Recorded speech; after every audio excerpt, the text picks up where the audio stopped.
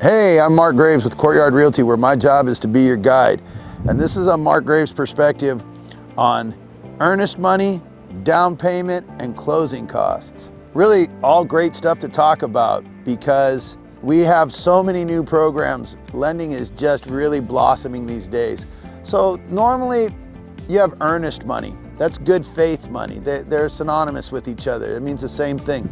It's good faith. So what you need is some sort of tangible value to make a contract legal. Satisfy that need, a VA who typically needs no money down used $1 earnest money, and we closed.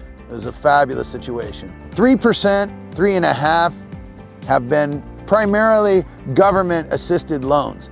They have that in the private sector all over the place now. So that's your down payment versus your earnest money. Your earnest money is that dollar or more that we talked about. What I like to see as a listing agent is 3% of the purchase price. So it's a $500,000 purchase price. I would like to see $15,000 earnest money. That money is what's in escrow. And then the other one, so we talked about earnest money, which is synonymous with good faith money, a down payment as little as 3%, PMI, private mortgage insurance, either MI, mortgage insurance. So it's what banks need to have on their loans so they can sell them in bulk under the guise of 20% worth of equity, or at least insurance on 20% worth of the equity. So if you go bankrupt on the loan, the MI or the PMI company will make the bank whole to 20%. A down payment, earnest money, closing costs. So closing costs are going to be title, escrow, appraisal fee. Sometimes we used to have things called loan origination fee, processing fees. A long time ago, we just had a litany. They've been all kind of consolidated down now, so there's not so many. And that's what APR helps you to distinguish. If you have a $100,000 loan amount, 3 different scenarios, the company is charging you the highest APR is typically your highest amount of closing costs. It's a lay person's way to kind of get a broad understanding of how many closing costs a particular lender has.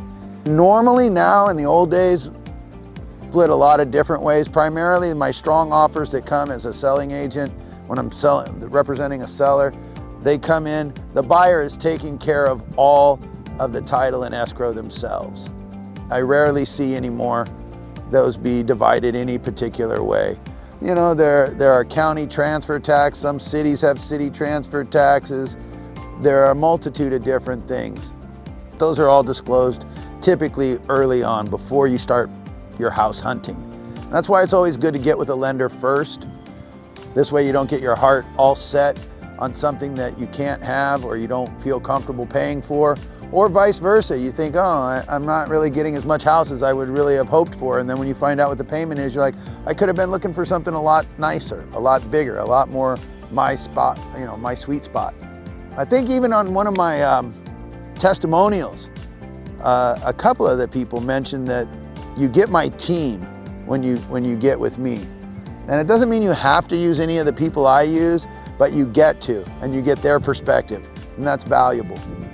So, closing costs. Sometimes it's right around 3% of the purchase price is a rough gauge. So, that's Marc Graves, Courtyard Realty, where my job is to be your guide. Happy holidays. 925-336-6272, 925-336-MARC on your touchpad.